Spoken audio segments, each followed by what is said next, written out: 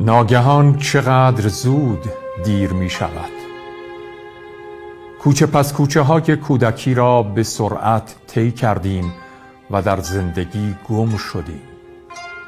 همه زیبایی ها رنگ باخت و در زمانه ای که زمین در حال گرم شدن است قلبهایمان یخ زد، نگاهمان سرد شد و دستانمان خسته.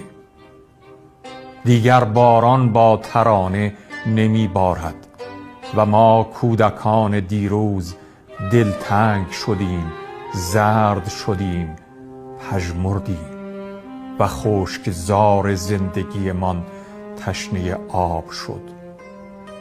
و سالهاست وقتی پشت سرمان را نگاه می کنیم جز رد پایی از خاطرات